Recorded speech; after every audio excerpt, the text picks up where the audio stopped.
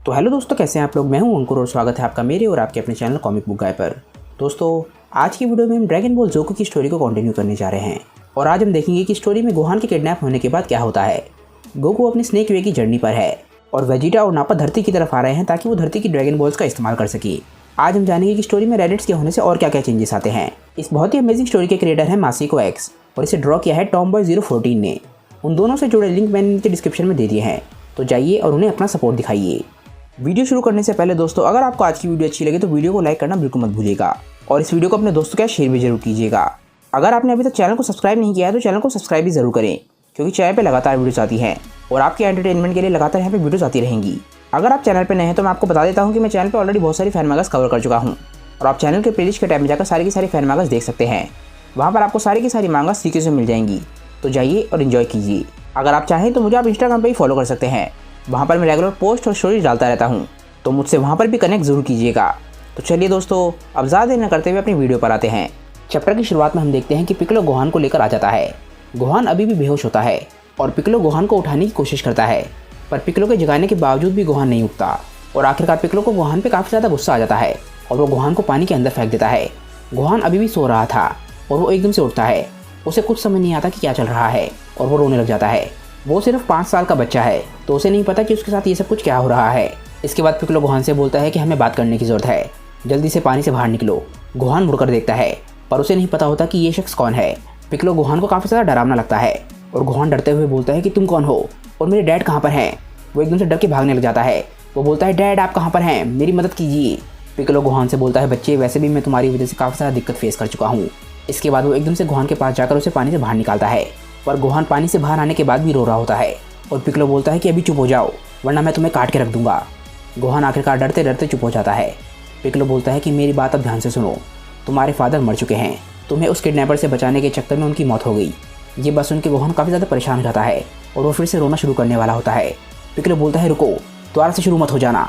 पिक्लो बोलता है, बच्चे क्या तुमने ड्रैगन बॉल्स के बारे में सुना है? मुझे लगता है तुमने सुना होगा। गोकू के सारे दोस्त मिलकर ड्रैगन बॉल्स को ढूंढ रहे हैं और तुम्हारे फादर जल्दी जिंदा हो जाएंगे। तो तुम्हारे फादर की मौत ज़्यादा बड़ी दिक्कत नहीं है, पर तुम्हारा किडनैपर अभी भी जिंदा है। हम उसे हराने में नाकामयाब रहे, वो अभी भी धरती पे कहीं ना कहीं घूम रहा है। एक बारी अगर तुम्हारे फादर जिंदा भी हो जाते हैं तो इसका कोई चांस नहीं है कि मैं और तुम्हारे फादर मिलकर उसे हरा सके। इसीलिए हमें तुम्हारी ताकत की ज़रूरत है।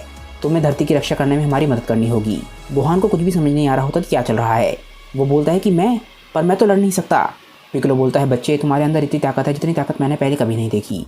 तुम्हें भी उस ताकत के बारे में ज़्यादा कुछ नहीं पता, पर मेरी ट्रेनिंग के साथ तुम उस ताकत को बाहर निकाल सकते हो। गोहान रोते रोते बोलता है कि नहीं, तुम झूठ बोल रहे हो, मेरे पास कोई भी ताकत नहीं है।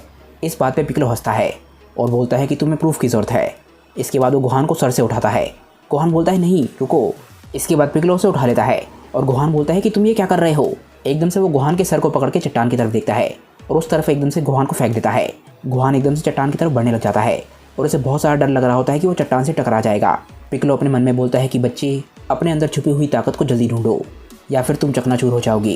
गोहान अभी भी बहुत सारा डर रहा होता है, पर एकदम से उसके चेहरे का एक्सप्रेशन बदल जाता है और वो काफ़ी ज़्यादा गुस्से में दिखने लग जाता है। एकदम से गोहान का पूरा शरीर एनर्जी से घिर जाता है और वो इस एनर्जी को चट्टान की तरफ फेंक देता है और एकदम से एक बहुत ही बड़ा ब्लास्ट होता है। पिक्लो भी इस ब्लास्ट को देख के हैरान रह जाता है। वो चट्टान एकदम से ख़त्म हो जाती है। ये सब कुछ गोहान की छुपी हुई ताकत की वजह से हुआ था।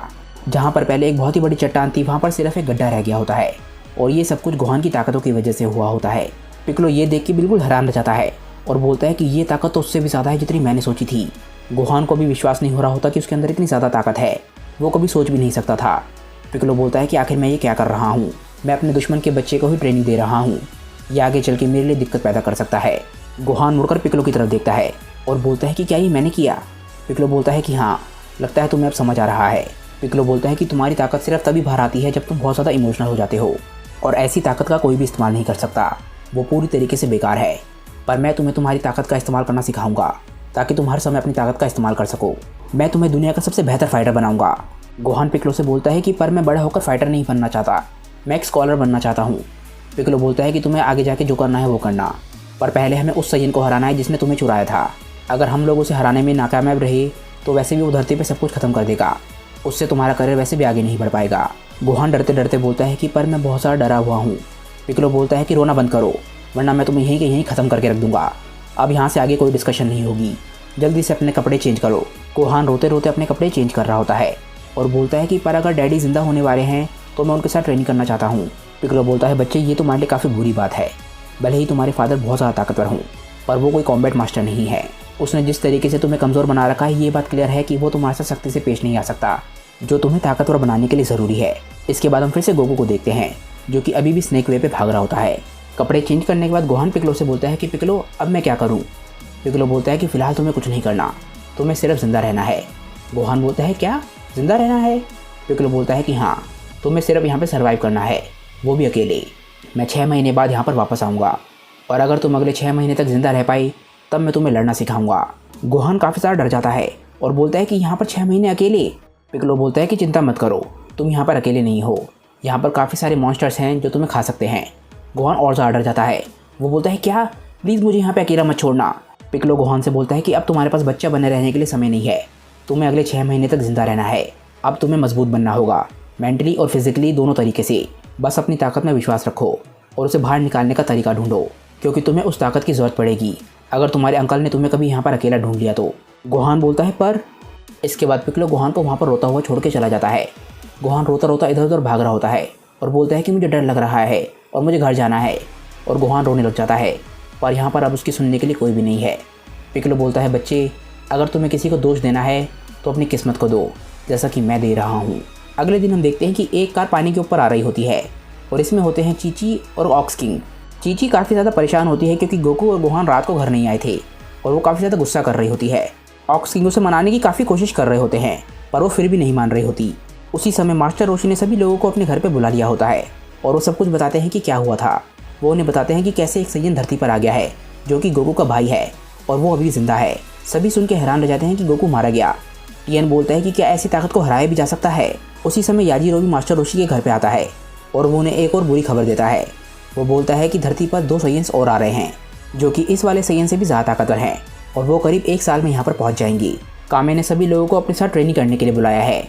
याजीरो भी किलियन और मास्टर रोशी को ये भी बताता है कि गोकू को 1 साल तक जिंदा नहीं करना है क्योंकि वो भी दूसरी दुनिया में ट्रेनिंग कर रहा है, और ये बोल के याजीरो भी वहाँ से चला जाता है। सभी लोग ये बात सुन के हैरान रह जाते हैं। किलियन बोलता है कि वो ट्रेनिंग कर रहा है। तभी किलियन कुछ नोटिस करता है। वो बोलता है कि लगता है याजीरो भी वापस आ रहा है। वो बोलता है नहीं, वो याजीरो भी नहीं है। तभी वो लोग नोटिस करते हैं कि ये चीची और ऑक्स किंग है।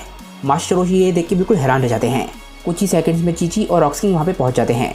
चीची पूछती है कि मेरा बेटा और गोकू कहाँ पर है। इसके बाद मास्टर रोशी सारी की सारी बात बताते हैं। चीची ये बात सुन के हैरान रह जाती है कि उसका पति मारा गया और उसका बेटा किडनैप हो गया है और उसे भी किडनैप किया है पिकलो ने। चीची को बिल्कुल भी समझ नहीं आ रहा होता कि अब वो क्या करेगी और वो एकदम से बेहोश हो जाती है। इसके बाद समय बीतता है और हमारे हीरोज ट्रेनिंग के लिए चले जाते हैं और वो सभी मिलकर कामी के लुकआउट पर ट्रेनिंग कर रहे हैं। कुछ हफ्ते बीत जाते हैं और इसके बाद हम रेडिट्स को देखते हैं। वो धरती पर सर्वाइव करने की कोशिश कर रहा होता है। रेडिट्स के स्काउटर की बैटरी खत्म होने वाली होती है। वो बोलता है कि ये स्काउटर अब ज़्यादा लंबे समय तक नहीं चलेगा। तभी एकदम से रेडिट्स को एक बहुत ही ताकतवर एनर्जी मिलती है और वो उस तरफ निकल जाता है। इसके बाद हम गोहान को देखते हैं जो कि बहुत ज़्यादा भूखा होता है। वो बोलता है कि रात हो चुकी है पर फिर भी इतनी ज़्यादा रोशनी क्यों है। इसके बाद वो मुड़ के देखता है और वो पहली बारी मून को देखता है। वो बोलता है कि ये तो काफ़ी ज़्यादा सुंदर है। गोहान बोलता है कि मैंने पहले कभी पूरे चांद को नहीं देखा, और वो एकदम से ट्रांसफॉर्म होने लग जाता है। एकदम से गोहान औजारों में ट्रांसफॉर्म होने लग जाता है। जैसे ही गोहान के औजारों में ट्रांसफॉर्मेशन कंप्लीट होती है वो एकदम से आउट ऑफ कंट्रोल हो जाता है और हर जगह तबाही मचाना शुरू कर देता है। पिकलो को विश्वास नहीं हो रहा होता कि वो अपनी आंखों के सामने क्या देख रहा है। वो बोलता है कि ये क्या है, आखिर ये कैसे हो सकता है। एकदम से गोहान ज़मीन पर उतरता है और ज़मीन पर उतर के एक बार फिर से तबाही मचाना शुरू कर देता है। गोहान सिर्फ एक ही पंच में पूरी की पूरी चट्टान को तोड़ देता है और पिकलो उसकी ताकत से हैरान रह जाता है। और इसके बाद गोहान और ज़्यादा तबाही मचाना शुरू कर देता है। गोहान इसके बाद अपने माउथ से एक बहुत ही बड़ा अटैक करता है, जिसके बाद एक बहुत ही बड़ा धमाका होता है। पिकलो ने इतनी ताकत पहले कभी नहीं देखी होती और वो जानता है कि वो इस मॉन्स्टर से नहीं लड़ सकता, इसीलिए वो सिर्फ अपने आप को बचाने की कोशिश कर रहा होता है। रेडिट्स भी इसी तरफ बढ़ रहा था और आखिरकार उसे ये धमाका दिखता है। वो बोलता है कि आखिरकार मेरी किस्मत मेरा साथ दे रही है, इस बारी मैं उन लोगों को यहाँ से नहीं जाने दूंगा। इसके बाद वो बहुत तेज़ी से धमाके की तरफ जाने लग जाता है। गोहान हर तरफ तबाही मचा रहा था और एकदम से रेडिट्स उसके पास पहुँच जाता है। गोहान के ऊपर एक बहुत बड़ी शैडो पड़ती है और वो मुड़ के देखता है। हम देखते हैं कि रेडिट्स भी औजारों में बदल गया है और अब वो गोहान से लड़ने के लिए तैयार है। आखिरकार रेडिट्स से लड़ते हुए गोहान की क्या हालत होने वाली है ये हम जानेंगे नेक्स्ट चैप्टर में। ये वीडियो दोस्तों यहीं पे ख़त्म हो जाती है। मुझे नीचे कमेंट करके बताइए कि आज की वीडियो आप लोगों को कैसी लगी। आखिरकार रेडिट्स फाइट को ज्वाइन कर चुका है तो फाइट अब बहुत ज़्यादा इंटरेस्टिंग होने वाली है। अगर आपको आज की वीडियो अच्छी लगी हो तो वीडियो को लाइक ज़रूर कीजिएगा और वीडियो को अपने दोस्तों के साथ शेयर भी जरूर कीजिएगा। जिन लोगों ने अभी तक चैनल को सब्सक्राइब नहीं किया है वो चैनल को सब्सक्राइब कर लें, क्योंकि चैनल पर लगातार वीडियोज़ आती हैं और मैं आपके एंटरटेनमेंट के लिए लगातार यहाँ पे वीडियोज़ लेकर आता हूँ। अगर आप ड्रैगन बॉल के अलावा दूसरे एनिमेज को भी पसंद करते हैं तो आप मेरे दूसरे चैनल CBG एनिमे को सब्सक्राइब कर सकते हैं। अगर आप चाहें तो मेरे चैनल कॉमिक वानी को भी सब्सक्राइब कर सकते हैं। वहाँ पर मैं सुपर हीरो से रिलेटेड कंटेंट डालता हूँ, स्पेशली मार्वल और DC का। वहाँ पर भी मैं रेगुलर वीडियोस पोस्ट करता हूँ। तो आपको जिस भी चैनल में इंटरेस्ट हो आप उस चैनल को जाके सब्सक्राइब ज़रूर करें। तो चलिए दोस्तों, आज के वीडियो के लिए बस इतना ही। मैं मिलता हूँ आप लोगों को अपनी नेक्स्ट वीडियो के साथ। तब तक के लिए बाय दोस्तों और थैंक्स फॉर वॉचिंग।